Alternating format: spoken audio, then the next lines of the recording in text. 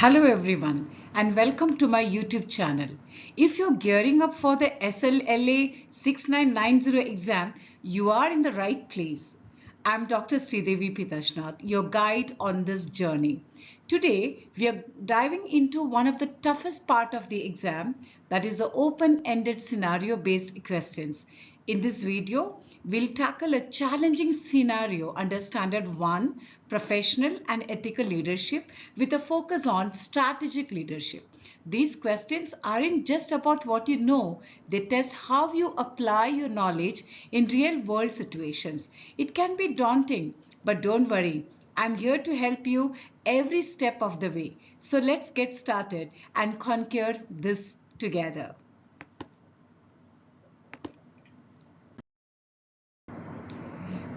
So, why does the exam include these scenario-based questions? The answer lies in the nature of leadership itself. As a school leader, you'll encounter complex, unpredictable situations that require quick thinking, ethical decision making, and strategic planning. These questions are designed to stimulate those challenges, preparing you to handle them effectively. By studying various perspectives on these scenarios, you will gain the support you need to tackle many of the multiple choice questions in the exam. More importantly, this practice actually stimulates your thinking and builds your ability to think outside the box. It's not just about finding the right answer, but understanding the process and rationale behind it. So let us start with the first one question that I've taken today. Mrs. Hamda is an expert middle school leader who is very popular with students and parents. She often offers additional help to students and parents. After school, she supports students by managing a well-planned network for student support in terms of after-school academic support system, also provides private sessions with students and their parents, and continued support during the school day. During the academic school year, Mrs. Hamda had to use her mobile phone to call some students' parents. At first, some students and parents started sending her general messages related to work and school, and recently more personal notes about Hamda's personal life, focusing on some of her family members. Hamda spoke with her school principal, who raised specific concerns related to certain codes and policies. Now explain these concerns from your point of view as a school leader. What should Hamda and her principal consider as proactive measures in such cases? So that's a question. So let us think and let us just make note of few things. First and foremost, as a school leader, it is crucial to maintain professional and ethical boundaries while fostering a supportive educational environment. Mrs. Hamda's dedication to supporting students and parents is commendable, but it also raised concerns regarding her professionalism, privacy, and adherence to school policies. Here's how I would address these concerns and suggest proactive measures. Number one is professional boundaries to be maintained. Mrs. Hamda's use of a personal mobile phone for school-related communication actually has led to the blurring of professional boundaries. This can create expectations of availability beyond reasonable working hours, and that can lead to burnout. I hope you all agree with that. Number two, the personal involvement. The shift from professional to personal communication can actually sorry, compromise Mrs. Hamda's objectivity and professional demeanor. It is important for educators to maintain a clear distinction between their professional and personal lives. I'm sure you'll agree with that. Next point is regarding privacy and confidentiality. Communicating via personal mobile phones actually can compromise the security of student and parent information, and there are risks associated with that and the potential misuse of these kind of sensitive information. Other important point to be noted is confidentiality breaches.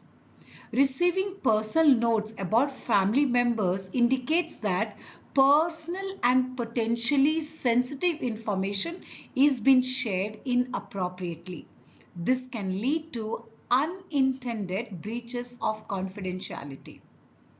Other important point is regarding adherence to school policies and codes. This is actually a case of policy violations. Many schools have clear policies regarding the use of personal devices and communication channels for professional purposes. Mrs. Hamda's actions may inadvertently violate these policies.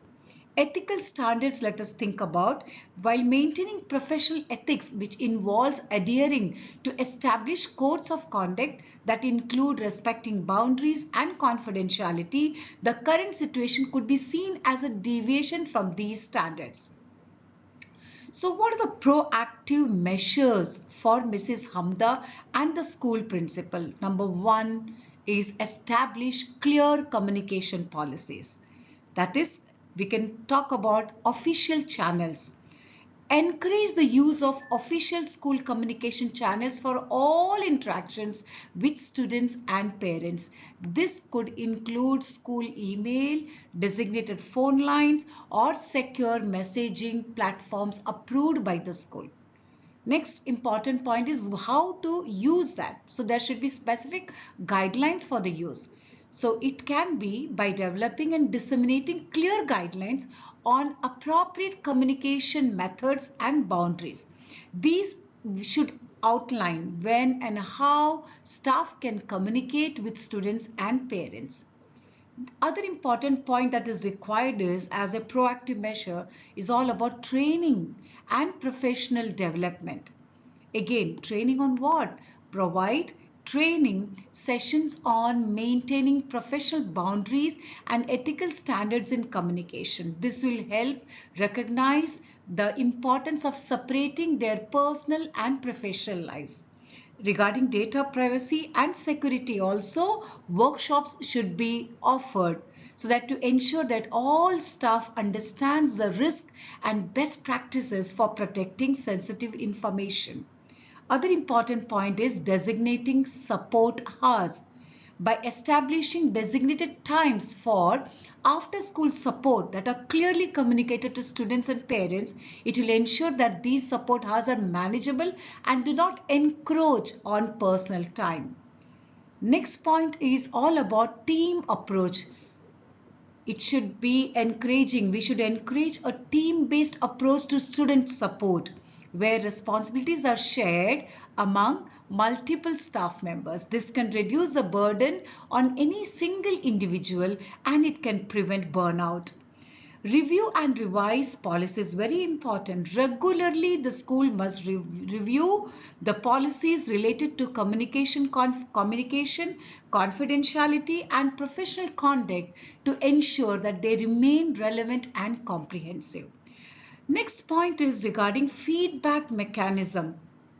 By creating feedback mechanism where staff can raise concerns or suggestions about communication practices. This can help in continuously improving the policies and the practices.